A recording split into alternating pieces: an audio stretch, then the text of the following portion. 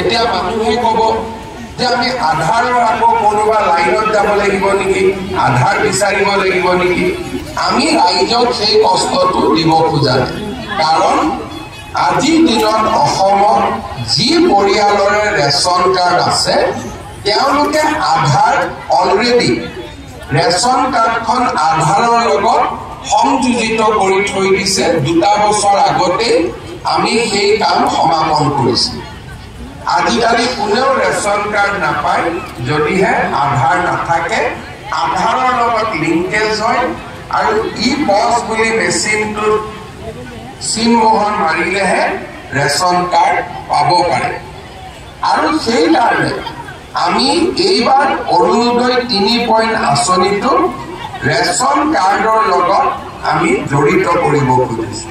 অৰ্থাৎ ৰেচন কাৰ্ডৰ নম্বৰ থাকিলেহে অৰুণোদয় পাব। কোনোবাই ক'ব পাৰে যে বাবা মোৰ ৰেচন কাৰ্ড নাই, সেইকাৰণে আজি আমি 19 লাখ লোকক নতুনকৈ ৰেচন কাৰ্ড দিয়াৰ আঁচনিখনো আৰম্ভ কৰিছোঁ। অৰ্থাৎ আজিৰ দিনটোত আমি ৰাজ্যজুৰি 19 লাখ পৰিয়ালক 19,92,167 জন ব্যক্তি পৰিয়াল বুলি হিচাপ কৰিলে 4 দি হৰণ কৰিব লাগিব, 5 দি হৰণ কৰিব লাগিব, কিন্তু প্ৰায় 20 লাখ ব্যক্তিক আজি আমি ৰেচন কাৰ্ড দিয়াৰো কাম হাতত লওঁ। আৰু এই ৰেচন কাৰ্ডখিনি দিয়াৰ পিছত অসমত ৰেচন কাৰ্ড পোৱা ব্যক্তিৰ সংখ্যাও প্ৰায় 2,60,00,000লৈ বৃদ্ধি হ'ব। তাৰমানে ৰেচন কাৰ্ড নোহোৱা পৰিয়াল এতিয়া অসমত দুখীয়া পৰিয়াল খুব কমেই থাকিব। যিসকলে অৰুণোদয়ত আবেদন কৰিব কিন্তু মোৰ ৰেচন কাৰ্ড নাই, তেওঁলোকে প্ৰথমতে ৰেচন কাৰ্ডখন ল'ব।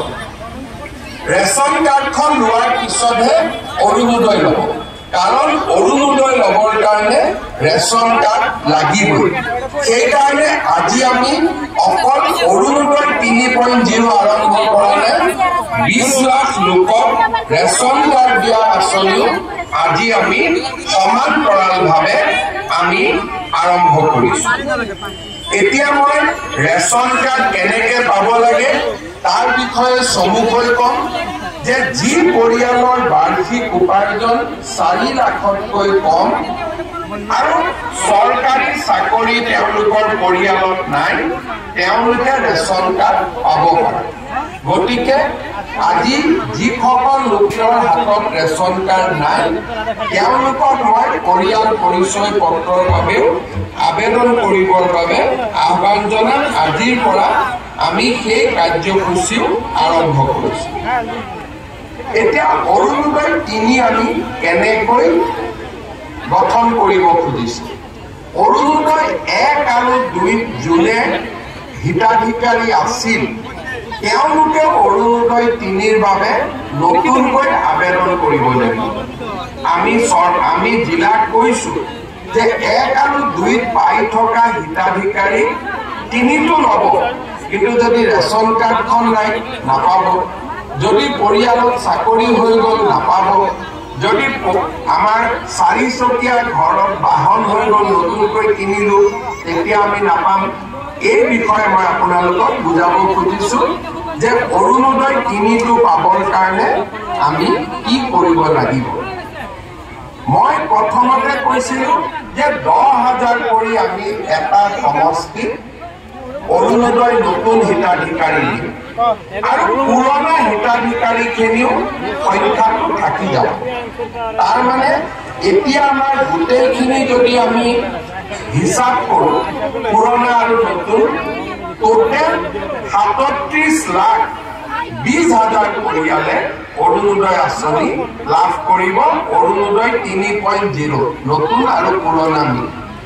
আৰু ইয়াত যদি আমি 126 দি হৰণ কৰোঁ, কম বেছি পৰিমাণে 30,000 পৰিয়াল প্ৰতি সমষ্টিতে অৰুণোদয় লাভ কৰিব। আমাৰ এখন জিলা পৰ্যায়ৰ কমিটি আছে, তেওঁলোকে জিলাত বহি যোন সমষ্টিত জনসংখ্যা বেছি তাক অৰুণোদয় বেছি দিব, যোন সমষ্টিত জনসংখ্যা কম তাক অৰুণোদয় কম দিব। মই কাৰ্বি আংলং জিলাৰ নতুন এটা সমষ্টি হৈছে, তাত আমাৰ সৰ্বমুঠ লোক আছে 90,000। আনহাতে আমাৰ অসমত আন কিছুমান সমষ্টি আছে যাৰ ভোটদাতা 3 লাখ। গতিকে 3 লাখ আৰু 80,000 দুইটাতে আমি এবাৰ সামঞ্জস্য বহাব লাগিব, আৰু সেইকাৰণে এভাৰেজ 30,000, কিন্তু কোনোবা সমষ্টিত 28,000, কোনোবা সমষ্টিত 32,000 লোকেও অৰুণোদয় পাব। জিলা পৰ্যায়ৰ কমিটিখনে এই টাৰ্গেট বিতৰণ কৰিব। ইয়াৰ পিছত জিলা সমিতিয়ে প্ৰত্যেকটো ভোট কেন্দ্ৰলৈ এই টাৰ্গেট বিতৰণ কৰিব। অৰ্থাৎ 30,000 জালুকবাৰী সমষ্টিত যদি অৰুণোদয়, মোৰ ভোটাৰ লিষ্টত ভোট গ্ৰহণ কেন্দ্ৰ আছে 200টা। এই 200টা ভোট গ্ৰহণ কেন্দ্ৰত জনসংখ্যা অনুসৰি আৰু দুখীয়া মানুহৰ পৰিৱেশ পৰিস্থিতি অধ্যয়ন কৰি প্ৰত্যেকটো বুথত সমান নহয়, সমানুপাতিকভাৱে জিলা পৰ্যায়ৰ কমিটিয়ে প্ৰত্যেকটো বুথৰ বাবে অৰুণোদয় হিতাধিকাৰীৰ সংখ্যা আবণ্টন কৰিব। সমান নহয় বুলি মই কিয় ক'লো? কোনোবা ভোট গ্ৰহণ কেন্দ্ৰত 300 ভোট থাকে, কোনোবা ভোট গ্ৰহণ কেন্দ্ৰত 1000 ভোট থাকে। সমানুপাতিকভাৱে তেওঁলোকে এই কোটা 30,000ৰ কোটা প্ৰত্যেকটো ভোট গ্ৰহণ কেন্দ্ৰলৈ তেওঁলোকে ভাগ কৰি দিব। ভাগ কৰি দিয়াৰ পিছত সিলেকশ্যনৰ এটা প্ৰক্ৰিয়া আৰম্ভ হ'ব। পঞ্চায়ত বৰ্তমান নাই কাৰণে আমি জিলা উপায়ুক্তৰ দায়িত্ব দিছোঁ যে আপোনালোকে গাঁও পঞ্চায়তৰ ছেক্ৰেটাৰী আৰু 4জন মনোনীত ব্যক্তিক লৈ গাঁও সভাখন পৰিচালনা কৰিব। এতিয়া অৰুণোদয় পাবৰ কাৰণে আমাৰ মানদণ্ড কি হ'ব? সকলোৱে আবেদন কৰিব। আমি কাক অৰুণোদয় দিম?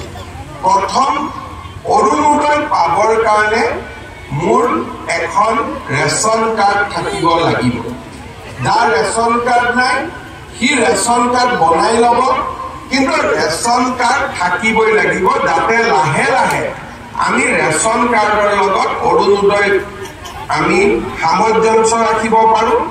বিধানসভাটো প্ৰশ্ন কৰিলে আমি তেওঁৰ ডিটেইলছ দিব পাৰোঁ, কাৰণ ৰেচন কাৰ্ডত দেউতাক, মাক, এড্ৰেছ আৰু আধাৰৰ লগত ৰেচন কাৰ্ডখন জড়িত হৈ আছে।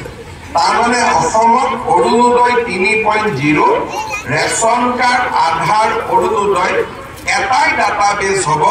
আমি লগে লগে যোনে যি প্ৰশ্ন কৰে আমি লগে লগে উত্তৰ আমি দিব পাৰোঁ।